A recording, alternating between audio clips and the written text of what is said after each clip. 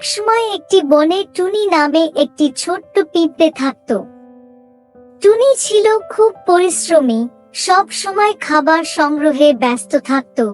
এক গরমের দিনে টুনি খুব তৃষ্ণার্ত ছিল। সে নদীর জল খেতে গেল, কিন্তু হঠাৎ করে পা পিছলে নদীর জলে পড়ে গেল। স্রোত তাকে টেনে নিয়ে যেতে লাগলো।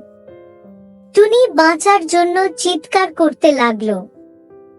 একটি গাছের উপর বসে থাকা এক দয়ালু কবুতর টুনিকে দেখলো।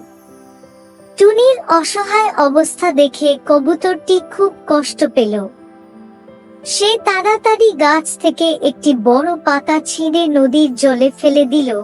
কবুতরটি চিৎকার করে বলল, এই পাতায় চেপে ধরো।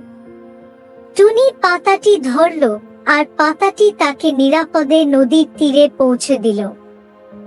টুনি নদীর পাড়ে উঠল এবং কবুতরকে বলল, তুমি আমার জীবন বাঁচিয়েছ। তোমার এই দয়া আমি কখনো ভুলব না। কয়েকদিন পর এক শিকারী বনে এলো। সে গাছের উপর বসে থাকা কবুতরটিকে দেখে ফাঁদ পেতে ধরার চেষ্টা করলো। পাশেই থাকা টুনি শিকারীর এই পরিকল্পনা বুঝতে পারল। টুনি তাড়াতাড়ি শিকারীর পায়ে গিয়ে কামড় দিল। আহ! চিৎকার করে শিকারী জাল ফেলে দিল। শব্দ শুনে কবুতরটি উড়ে গেল। কবুতরটি টুনির দিকে তাকিয়ে হাসলো এবং ধন্যবাদ জানালো। কবুতরটি বলল, তুমি আজ আমার জীবন বাঁচালে টুনি।